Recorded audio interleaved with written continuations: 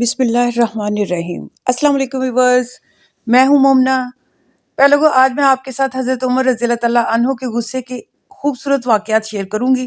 ایک مرتبہ حضرت عمر رضی اللہ تعالیٰ عنہ اپنی قمیص کو پیوند لگا رہے تھے۔ سورج پوری آب و تاب سے چمک رہا تھا، گرمی کے دن تھے۔ حضرت عمر رضی اللہ تعالیٰ عنہ کی کمر ننگی تھی کیونکہ ان کا کرتا پھٹ گیا تھا اور وہ خود ہی سلائی کر رہے تھے۔ سورج کی حدت کی وجہ سے سورج کی طرف پیچھا کر کے بیٹھے ہوئے تھے۔ دھوپ بہت تیز تھی، گرمی کی وجہ سے حضرت عمر رضی اللہ تعالیٰ عنہ کا چہرہ سرخ ہو چکا تھا۔ ایسا لگ رہا تھا کہ دھوپ کی شدت سے جسم جھلس جائے گا۔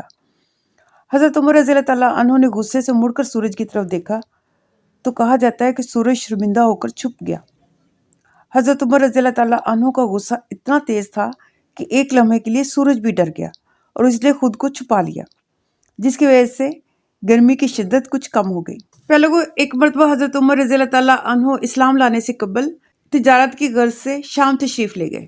وہاں منڈی میں ان کی ایک شامی آدمی کے ساتھ لڑائی ہو گئی۔ حضرت عمر رضی اللہ تعالیٰ عنہ طاقتور اور غصیلے تو ہمیشہ سے تھے۔ انہوں نے ایک زوردار مکہ اس شامی کو مارا جسے وہ برداشت نہ کر سکا۔ وہ زمین پر گرا اور فوت ہو گیا۔ لوگ جو لڑائی کی وجہ سے وہاں جمع ہو گئے تھے انہوں نے شور مچانا شروع کر دیا کہ ایک عربی تاجر نے شامی باشندے کو قتل کر دیا۔ حضرت عمر رضی اللہ تعالیٰ عنہ نے جب دیکھا کہ لوگ ان کو قاتل سمجھ رہے ہیں تو انہوں نے بھاگنا شروع کر دیا۔ حضرت عمر آگے آگے اور لوگ ان کے پیچھے پیچھے بھاگ رہے تھے اور کہہ رہے تھے پکڑو، یہ قاتل ہے، پکڑو اسے۔ شور سن کر لوگ دکانوں اور گھروں سے باہر نکل آئے۔ اسی بازار میں ایک گرجا گھر تھا۔ شور سن کر گرجا گھر کا راہب بھی دروازے میں آ گیا۔ حضرت عمر رضی اللہ تعالیٰ عنہ بہت تیز بھاگ رہے تھے، لوگ ان سے کافی پیچھے تھے۔ راہب نے جب دیکھا کہ ایک عربی تیزی سے بھاگتا ہوا آ رہا ہے تو اس نے دروازے سے راستہ دیتے ہوئے کہا، آ جاؤ، ادھر آ جاؤ۔ حضرت عمر رضی اللہ تعالیٰ عنہ نے اس راہب کی بات مان لی اور گرجے میں داخل ہو گئے۔ حضرت عمر رضی اللہ تعالیٰ عنہ جب گرجے میں داخل ہو گئے تو راہب دوبارہ سے دروازے کے بیچ میں کھڑا ہو گیا۔ لوگ جب وہاں پہنچے تو راہب سے پوچھا، آپ نے عربی کو دیکھا ہے بھاگتے ہوئے؟ وہ قاتل تھا، ایک آدمی کو قتل کر کے بھاگا ہے۔ راہب نے کہا، نہیں، میں نے کسی عربی کو نہیں دیکھا۔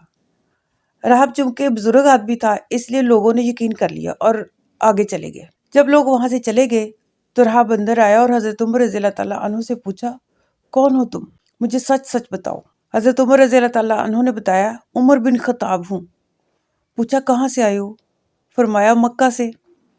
راہب نے پوچھا، وہاں مکہ میں کسی شخص نے نبوت کا اعلان کیا ہے؟ حضرت عمر رضی اللہ تعالیٰ عنہ نے فرمایا، نہیں۔ راہب نے کہا، بہت جلد مکہ میں ایک شخص محمد صلی اللہ علیہ وآلہ وسلم نبوت کا اعلان کرنے والا ہے اور تم اس کے ساتھی بنو گے۔ پھر جب تم حکمران بنو گے تو تم نے اس ملک شام کو فتح کرنا ہے۔ میں نے آج تمہاری جان بچائی ہے، اب اس کے بدلے تمہیں مجھے لکھ کر دینا ہوگا کہ جب تم اس علاقے کو فتح کرو گے تو مجھے اور میرے گرجے کو نقصان نہیں پہنچاؤ گے۔ جب تک تم لکھ کر نہیں دو گے میں تجھے یہاں سے جانے نہیں دوں گا۔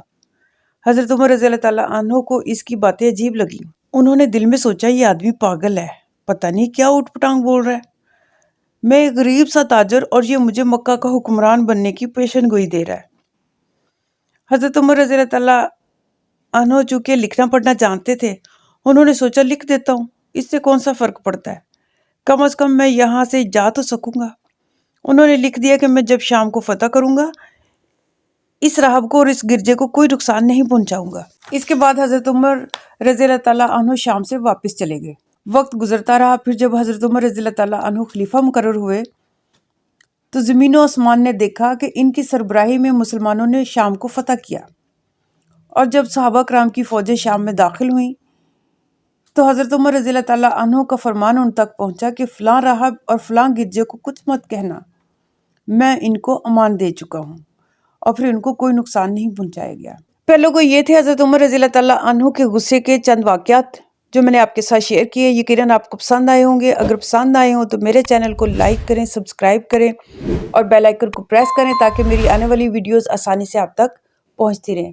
اپنا بہت سارا خیال رکھیے گا اور مجھے دعاؤں میں ضرور یاد رکھیے گا۔ اللہ حافظ۔